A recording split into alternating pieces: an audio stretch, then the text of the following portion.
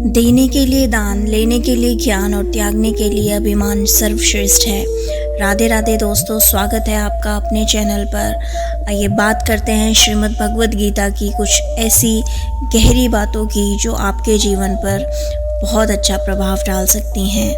अगर आप भी किसी मुश्किल में फंसे हैं या आपको कोई रास्ता नज़र नहीं आ रहा तो ये वीडियो आपके लिए है। चलिए शुरू करते हैं। योगी को चाहिए कि वह अपने मन और इंद्रियां सहित शरीर को वश में करे तथा आशा रहित और संग्रह रहित होकर एकांत में निरंतर परमात्मा में ध्यान लगाए।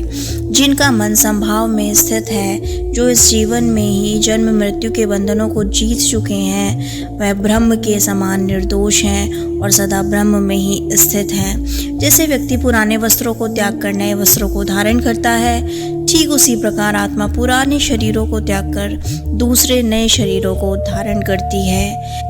हे अर्जुन, संपूर्ण प्राणी जन्म से पहले अप्रकट थे और मृत्यु के पश्चात भी अप्रकट हो जाएंगे, केवल बीच में ही प्रकट रहते हैं। अतः इस विषय में शोक करने की क्या आवश्यकता है। जो दुख स्वरूप संसार की संयोग और वियोग में रहित है, उसी का योग कहा जाता है। उसी योग को सभी को जानना चाहिए। वह योग ना उकताए हुए मन से अर्थात उत्साहपूर्वक मन से करना ही कर्तव्य है। यद्यपि अजन्मा और अविनाशी हूँ तथा समस्त प्राणियों का ईश्वर हूँ, तो भी मैं अपनी प्रकृति को अधीन करके योग माया से प्रकट लेता हूँ। क्रोध से अत्यंत मोह उत्पन्न होता है और मोह में स्मृति में भ्रम उत्पन्न होता है तथा स्मृति में भ्रमित होने पर बुद्धि नष्ट हो जाती है। बुद्धि के नष्ट होने पर व्यक्ति का पतन हो जाता है। लेकिन हे अर्जुन, जो मन के द्वारा इंद्रियों को वश में करके बिना किसी आसक्ति के कर्मयोग का पालन करता है, वही सर्वश्रेष्ठ है। क्योंकि इस तथ्य के अनुसार जो जन्म लिया है उसकी मृत्यु निश्चित है और मृत्यु के पश्चात जन्म निश्चित है। इसीलिए तुम्हें बिना उपाय वाले विषय में शोक करना उचित नहीं है। जैसे व्यक्ति पुराने वस्त्रों को त्याग कर नए वस्त्रों को धारण करता है, ठीक उसी प्रकार आत्मा पुराने शरीरों को त्याग कर नए शरीर धारण कर लेती है। चिंता से ही दुख उत्पन्न होता है, किसी अन्य कारण से नहीं। ऐसा निश्चित रूप से जानने वाले चिंता से रहित होकर सुखी, शांत और सभी इच्छाओं से मुक्त हो जाता है। जो साधक इस मनुष्य शरीर में शरीर का नाश होने से पहले ही काम क्रोध में उत्पन्न होने वाले वेग को सहन करने में समर्थ हो जाता है, वही पुरुष योगी और वही सुखी है। प्रत्येक इंद्रियों का इंद्रिय विषयों में आसक्ति और विरक्ति होता है। व्यक्ति को चाहिए कि उन दोनों के वश में ना हो, क्योंकि ये दोनों ही कल्याण के मार्ग में शत्रु हैं। साथ ही सभी लोग तुम्हारी बहुत काल तक अपकीर्ति का कथन करेंगे, जो सम्मानित व्यक्तियों के लिए केवल मृत्यु से भी बढ़कर है। आपके द्वारा दिए विभिन्न उपदेशों से मेरी बुद्धि मोहित हो रही है, इसलिए निश्चय करके उस एक बात को बताएं जो मेरे लिए अधिक श्रेयकर है। इस मनुष्य लोक में कर्मों को फलों के कामना वाले व्यक्ति देवताओं का पूजा करते हैं, क्योंकि निश्चय ही सकाम कर्म का फल अति शीघ्र प्राप्त हो जाता है। क्योंकि हे पार्थ, यदि मैं सावधान होकर नियत कर्मों में लगा रहूं तो बहुत हानि होगी, क्योंकि सभी व्यक्ति सभी प्रकार से मेरे ही पथ का अनुसरण कर रहे हैं। साधु संतों का उद्धार करने के लिए, दुष्कर्म करने वालों का विनाश करने के लिए और पुनः धर्म की स्थापना के लिए मैं युग युग में प्रकट होता हूँ। जो व्यक्ति समर्थ कर्म फलों का सर्वदा के लिए त्याग करने वाले, आश्चर्य रहित तथा सदा संतुष्ट हैं, वह सभी प्रकार के कर्मों में लिप्त रहकर भी वास्तव में ही कुछ नहीं कर रहे। परंतु जो व्यक्ति आत्मा में ही आनंद लेते हुए और आत्मा में ही तृप्त तथा आनंद में ही संतुष्ट है, उसके लिए कोई कर्तव्य नहीं है। श्री कृष्ण बोले, हे शत्रु मर्दन करता अर्जुन, मेरे और तुम्हारे बहुत से जन्म हो चुके हैं। उन सबों को तुम नहीं जानते, परंतु मैं जानता हूँ। कुल के नाश होने में सनातन कुल धर्म नष्ट हो जाते हैं तथा धर्म के नष्ट होने से संपूर्ण कुल में पाप फैल जाता है। यह आत्मा ना तो किसी काल में जन्म लेती है, ना ही मारी जाती है। यह ना तो कभी जन्मा है, ना जन्म लेता है और ना ही जन्म लेगा। यह जन्मा नित्य शाश्वत तथा पुरातन है। शरीर के माने जाने पर भी इसे कोई नहीं मार सकता। कर्म को भी समझना चाहिए, कर्म को भी समझना चाहिए, विकर्म को भी समझना चाहिए, क्योंकि कर्मों की गति अत्यंत कठिन है। मनुष्य न तो नित्य कर्मों से विमुख होकर कर्म बंधन से मुक्त हो सकता है और न केवल संन्यास से सिद्धि को प्राप्त कर सकता है। जब तुम्हारी बुद्धि विभिन्न प्रकार के वचनों को सुनकर विचलित ना हो तथा नित्य परमात्मा अर्थात श्री कृष्ण में स्थिर हो जाए, तभी तुम्हें योग की प्राप्ति होगी।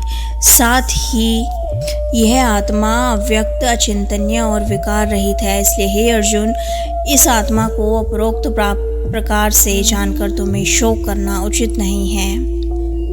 जैसे जल में चलने वाले नाव को वायु हर लेती है, उसी प्रकार विश्व में विचरण करने वाले मन जिस इंद्रियों के साथ रहता है, वह एक ही इंद्रिय व्यक्ति के बुद्धि को हर लेती है। समस्त प्राणियों के प्रजापति ब्रह्मा ने सृष्टि के आरंभ में यज्ञ सहित मनुष्य तथा देवताओं को रचकर उनसे कहा कि तुम लोग इस यज्ञ के द्वारा अधिकाधिक समृद्ध हो, और यज्ञ तुम लोगों को समस्त इच्छित वस्तुओं को प्रदान करने वाला है।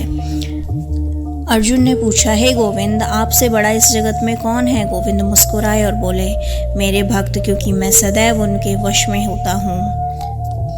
श्री कृष्ण कहते हैं, मुंह से माफ़ करने में किसी को वक्त नहीं लगता, पर दिल से माफ़ करने में सारी उम्र बीत जाती है।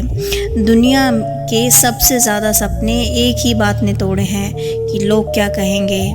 तेरा मेरा करते एक दिन चले जाना है, जो कुछ भी कमाया यहीं रह जाना है। कर ले कुछ अच्छे कर्म, साथ सिर्फ यही जाना है। रोने से तो आंसू भी पराए हो जाते हैं, लेकिन मुस्कुराने से पराए भी अपने हो जाते हैं। मुझे वो रिश्ते पसंद हैं जिनमें मैं नहीं हम हूँ। इंसानियत दिल से होती है, हैसियत से नहीं। ऊपर वाला कर्म देखता है, वसीयत नहीं। भगवान कहते हैं, अर्जुन, कर्म मुझे बांधता नहीं, क्योंकि मुझे कर्म के प्रतिफल की कोई इच्छा नहीं होती। सदैव संदेह करने वाले व्यक्ति के लिए प्रसन्नता ना इस लोक में है और ना ही कहीं और।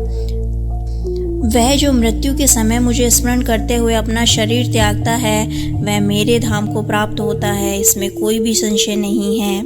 मनुष्य अपने विश्वास से निर्मित होता है। जैसा वो विश्वास करता है वैसा वो बन जाता है। वह जो सभी इच्छाएं त्याग देता है, मैं और मेरा की लालसा और भावना से मुक्त हो जाता है, उसे शांति प्राप्त होती है।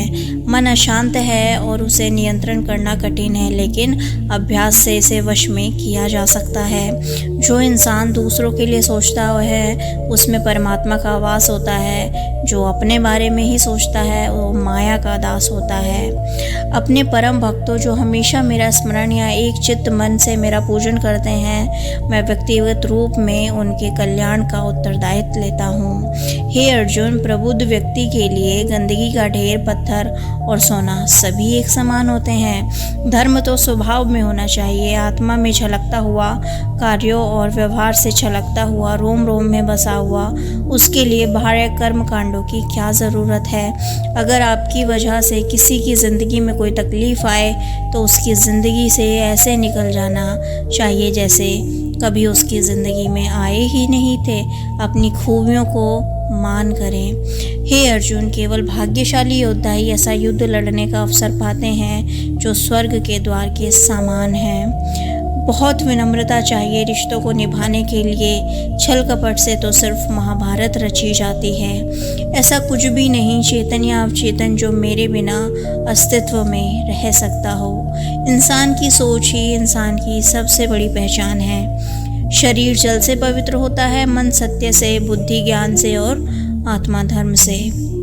श्री कृष्ण कहते हैं, हद से ज़्यादा सीधा साधा होना भी ठीक नहीं है, क्योंकि जंगल में सबसे पहले सीधे पेड़ों को काटा जाता है और टेढ़े पेड़ों को छोड़ दिया जाता है। जिस व्यक्ति को आपकी कद्र नहीं, उसके साथ खड़े रहने से अच्छा है आप अकेले खड़े हो जाओ।